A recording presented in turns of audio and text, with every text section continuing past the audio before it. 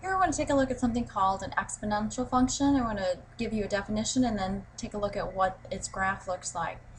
First off, just the straightforward definition, f of x is equal to b to the x, where this b, which is called the base, is going to have to be a number greater than 0 but not equal to 1. And the reason we don't want it to be negative is because when you take negative numbers to different powers, you get positives and negatives, and kind of goes back and forth and be not a very good function to look at. The reason we don't want it to be 1 is because 1 raised to anything is going to be 1. It's just going to be a flat horizontal line. Okay, x though can be anything. All right, so my domain is going to be negative infinity to infinity. Now you might be saying, well, what about those negative numbers? X to the negative something means 1 over x to that. Okay, so remember, negative exponents puts it in the denominator.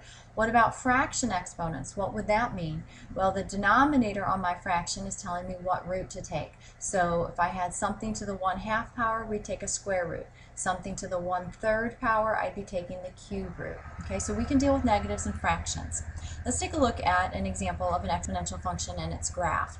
If I have f of x equals 2 to the x, I would choose some x's, positives and negatives, and then I would plug them in.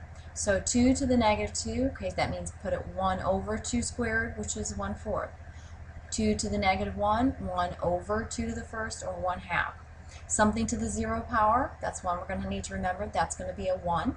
And then 2 to the first, 2 to the second, we are familiar with those. So what we end up getting is this graph that starts out kind of low and slow and really close to the axis here, goes through 0, 1, and then all of a sudden just starts taking off like crazy. Okay, this is a very typical graph for an exponential function.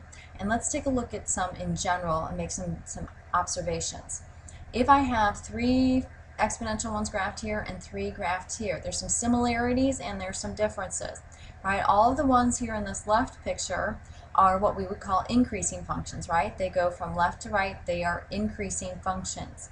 The ones over here on the right are all decreasing as I move from left to right. Right now, are they one-to-one? Yeah, everything is one-to-one, no matter which pictures I'm looking at. What about the domains? Well, it looks like there's arrows and they go left to right, both sides, so negative infinity to infinity.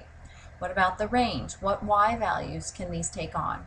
Well, it gets really, really, really close down here, but you take 4 to any power and you're going to get something that's greater than 0.